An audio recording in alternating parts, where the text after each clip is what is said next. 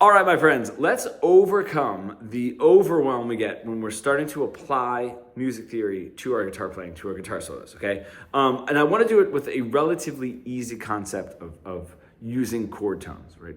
Rather than what we usually do when we're starting is just learning the scale. If I'm here in A major, and I have a chord progression, and I'm like, man, I mean, all the notes sound right. None of them are wrong notes, but it just sounds like I'm running up and down a scale, and usually we are, right?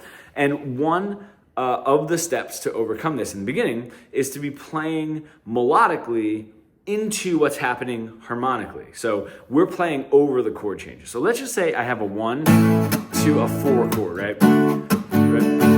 Now I could sort of take the rhythm and how long each chord is sort of out of this, and we're just going to target these chord tones. But each one of those chords is just a major, so it's just a triad. Meaning there's only 3 notes. So in my 1 chord, in my A, I have a 1, a 3, and a 5.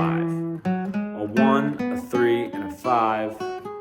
And a 1, okay? That triad, just in that position, that's all the 1s, 3s, and 5s, just in that nice, easy sort of first position Ionian.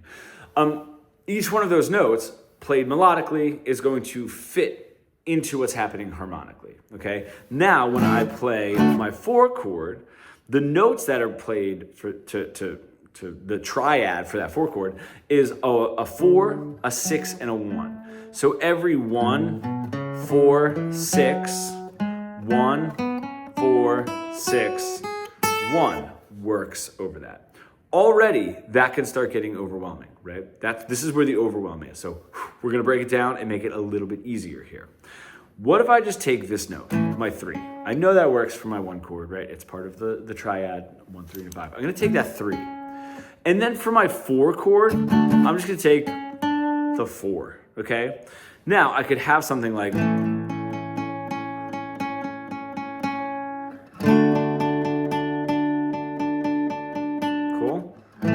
all right, it's not really gonna go anywhere from there. I'm just playing that note, right? Melodically, it's kind of sitting over the chord, but it's only 1 note. So that's easy for us to understand. I could do that all over. I could do it here. I'm gonna take my 5, right? My 5 to my 6. My 5 over my 1 chord, and my 6 over my 4 chord. I could do that, right? I could choose those all over the neck. So try that. Now what's really interesting too is the 1 is going to work for both chords, okay? It's gonna sound differently for both chords because the value of the note, the value of that root note for my 1 chord is the 1 of the root note of the chord, right?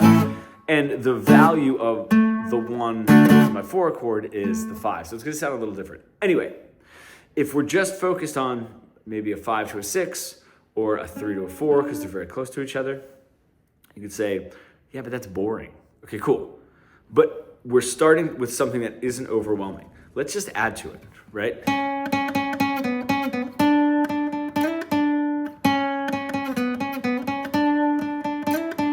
I mean, it's definitely better than just 1 note, and it's certainly better than, oh man, why don't my solos sound good? I'm just running up and down scales, right? We're already getting somewhere. You could take that and make that very rhythmically interesting.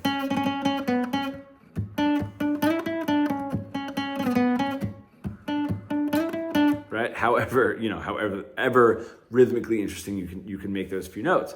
And it's already gonna start pulling itself together. Now, we could just start adding more. Go down, I'm only going from the 3 down to the 2, right? And then when I'm on my 4 chord, from the 4 up to the 5. Start expanding. Cool, right? I'm going down to the root note. So 3, 2, and 1. Now, that's what I'm playing. In whatever order I want to. When I get to my 4 chord, I can do 4. I can do my 4, 5, and 6. Right, and however I want to, and I'm starting to expand. Now, I'm starting to play more without getting overwhelmed. Because really what I'm doing is I'm just playing my 3 for my 1 chord, my 4 for my 4 chord, but I'm just expanding out a little bit without getting lost, right? And this is when we start adding more without getting overwhelmed, okay? I could do the same thing here. 5 to a 6, 5 for my 1 chord, right? This is sort of what I was saying before, to a 6 for my 4 chord. Cool. Now,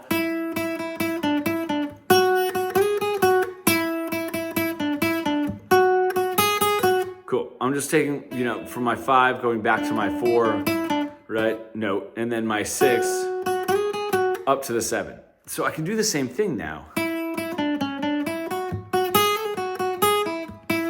Right, I'm taking my 5 going down to my 4 and 3, my 6 going up to my 7 and my root note, and now I'm starting to expand. And if I'm doing that while creating things that are more rhythmically interesting, I know not everything I'm playing here is rhythmically interesting, but now I'm expanding without the overwhelm or losing my place, losing where I am, okay?